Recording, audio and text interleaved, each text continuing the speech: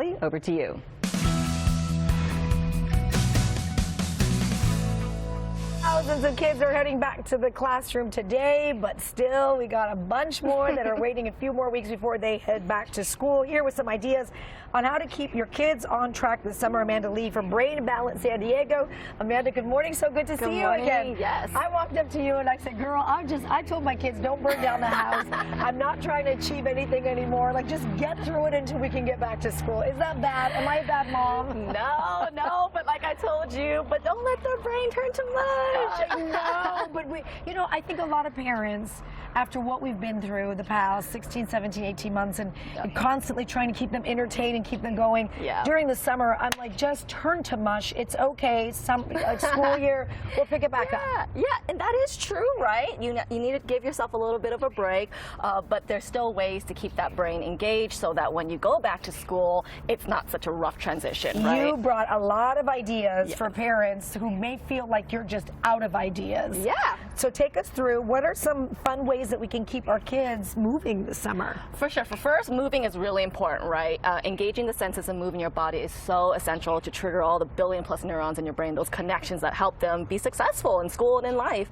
So over here we have a bicycle that is not as easy as it may seem for a lot of folks.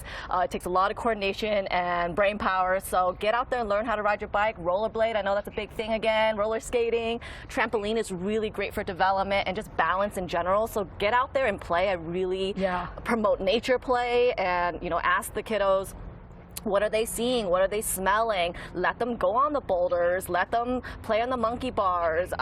Climb around and play fort and lava in the living room, right? You don't even have to go out, but moving your body is really, really key. Okay, did you hear that, parents? We're going to allow our kids to build forts and lava something in our living room, and we're not going to freak out about it, all right? Yeah. Okay, what are some other ways to keep their creativity going?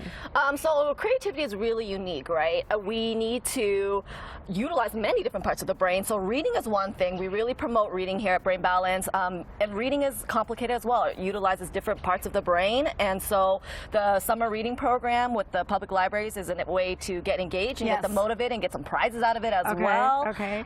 But you can do arts and craft at home. You can play board games. I really encourage those basic card games and board games at home because it fosters that teamwork, executive function skills, creativity, problem solving. We play Uno a lot in our house. Yeah, we like Uno. A really great way is have them make their own games, right? Make their own board games. Okay. Yeah. Okay. I might bribe them to do that one. Okay. Snacks. This is hard when you have growing kids. They can never eat enough. Yes, and in the summer you just, it's so accessible and you just, junk. But my philosophy is if you don't buy it, you don't eat it. So stock your house with healthy foods, all right? Well, they're going to snack, right? You're right. My husband said, I was like, I don't want the kids to eat sugar. He's like, honey, stop buying sugar. I'm like, oh yeah, he's right. A lot of that refined sugar is not great for your brain. So at Brain Balance, we also have a nutrition program because we know what we put in our body really affects the brain and focus and energy and mood. So a lot of healthy fruits, right? Let them eat as much fruit as they want. That's Mother Nature sugar right there. So that you can't go wrong there. And there's so many great snacks that still taste delicious for kids, including these little fruit leathers, right? They like those. My kids like these. Yeah, these are good. But you know what? You can also have them make food. Teach them how to cook. Teach them how to bake. Do it as a family. That's another way to inspire their creativity, patience, as well as problem solving and math and science. So we did all this stuff, and then my kids come to me and go, Mom, can you just please let us relax? Can you just let us have a minute? Yeah, and that's okay. And I'm guessing screen time? That's what their relaxation is. Yeah, that's okay too. Again, it's just everything in moderation, right? The recommendation for the most part is no more than 2 hours a day. And we always promote, if you're going to do screen time, balance it out with some movement too. But how are you going to do that? I mean, it's screen time with the kids, and then everything has been on Zoom. The life is on the computer right now. Yeah, but again, screen time is not necessarily bad, right? There's still educational games. Again, you talked about creativity. Kids love their Roblox. Yes. Hey, they're working engineering skills and creativity skills, and they're socializing, right? At least in some way. Okay. So it's not all bad. You just have to balance it. That's all. Balance it. Balance. And have quiet time. Don't forget, quiet time is nice too. We talked about mindfulness.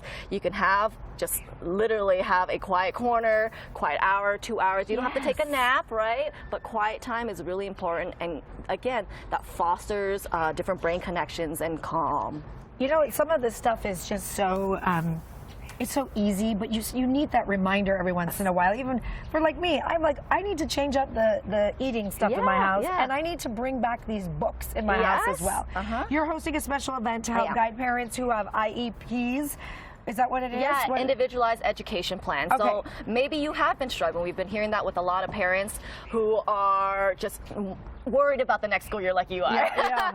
So if you have a child that has an IEP or a 504 plan, or you're considering getting them some help, extra help in school, and they need an assessment, come to our workshop next week. It's either in person or virtual. It's up to you, whatever you're comfortable with. But it's an advanced session to help guide you with the next steps. How do you be your child's best advocate? And then in August, we'll have an open house of back to school prep too. Again, we talked about routine, structure, how do you make that transition and not back to school. Get so scared. Yeah, come August. Well, we'll get the information. Thank you for being here. Really good advice. FoxEyeSanDiego.com. Click the little seat on tab. We'll get you hooked up if you want to attend this.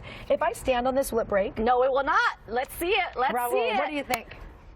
Oh, then do it. Oh, this Come is check might out not end well. BrainBalanceSanDiego.com. I remember the last time you can jump with us. Hold on. I'm going to get crazy Where's here. that Choco Taco? I'm going to get crazy here. Hold on. One, See, two, you should get the three. Choco Taco from before Woo! and bounce it. Well, Shelly's brain is balanced. She's able to hold her body up. Great core workout, by the way. Very